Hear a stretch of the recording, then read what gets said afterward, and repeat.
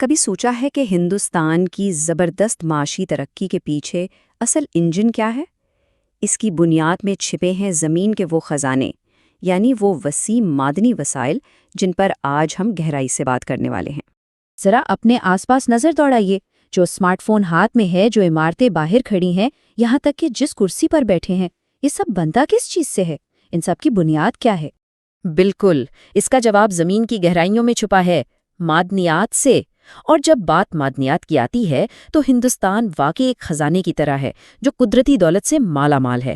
تو چلیے اس سفر پر نکلتے ہیں۔ ہم بات کریں گے ہندوستان کے ان پوشیدہ خزانوں پر، پھر دیکھیں گے کہ دھاتی معدنیات کیسے ملک کو طاقت دیتی ہیں، اس کے بعد غیر دھاتی معدنیات جو ہماری صنعتوں کی بنیاد ہیں، پھر توانائی کے وسائل پر بات ہوگی، اور آخر میں ان سب کی مجموعی اہمیت کو سمجھیں گے۔ ٹھیک ہے، تو شروع کرتے ہیں۔ سب سے پہلے یہ سمجھنا ضروری ہے کہ آخر یہ معدنیات ہیں کیا چیز؟ بالکل آسان لفظوں میں سمجھیں تو معدنیات قدرتی طور پر پائے جانے والے مادے ہیں جن کی ایک خاص کیمیائی ساخت ہوتی ہے۔ اصل میں یہ ہماری صنعتوں اور توانائی کے نظام کی ریڑھ کی ہڈی ہیں۔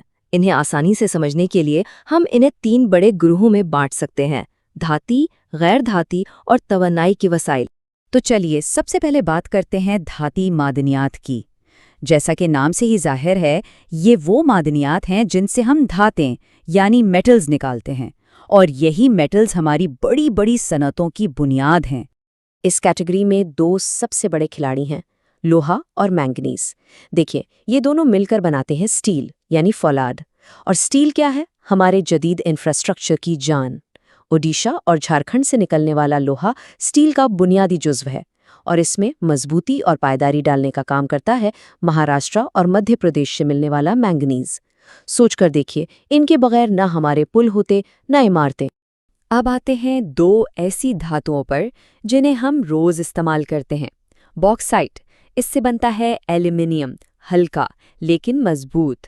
اسی وجہ سے ہوائی جہاز کی پوری صنعت اس پر ٹکی ہوئی ہے۔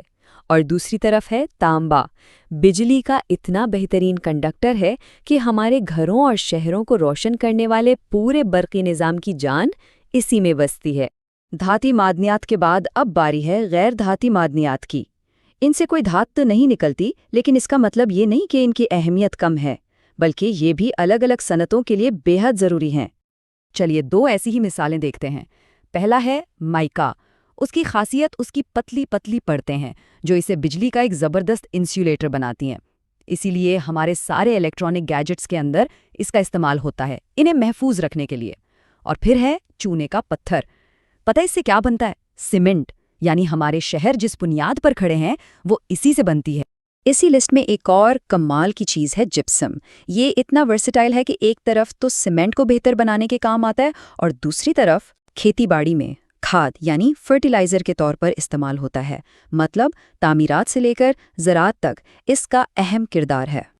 اچھا، میٹلز ہو گئے، نان میٹلز ہو گئے، لیکن ان سب صنعتوں کو چلانے کے لیے، پورے ملک کو چلانے کے لیے کیا چاہیے؟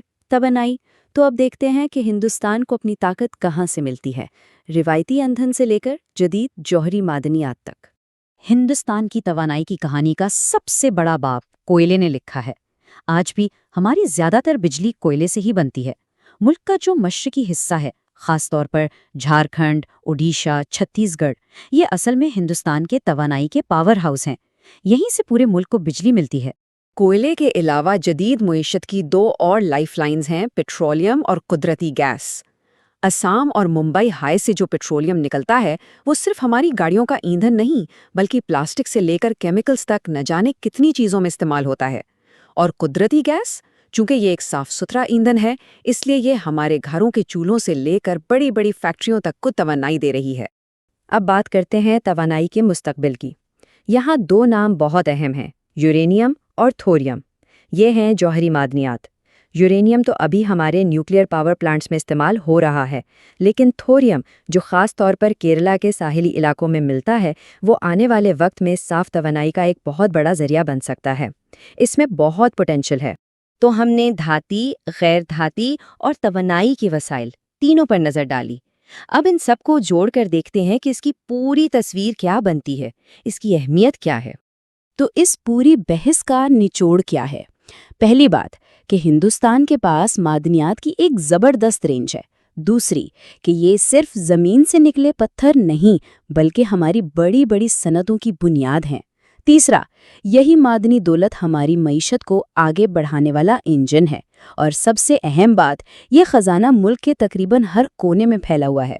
تو آخر میں بات صاف ہے، یہ جو قدرتی دولت ہے یہ صرف زمین کے نیچے دبے ہوئے معدنیات نہیں ہیں، یہ اصل میں ہندوستان کی اقتصادی طاقت اور آنے والے کل کی ترقی کا فاؤنڈیشن ہے، اس کی بنیاد ہے۔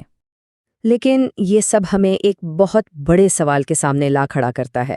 سوال یہ ہے کہ آگے چل کر ہندوستان اپنے ان خزانوں کو پائیدار طریقے سے کیسے استعمال کرے گا، یعنی ترقی بھی ہو اور ماحول کا خیال بھی رکھا جائے۔ یہی آنے والے وقت کا سب سے بڑا چیلنج بھی ہے اور سب سے بڑا موقع بھی۔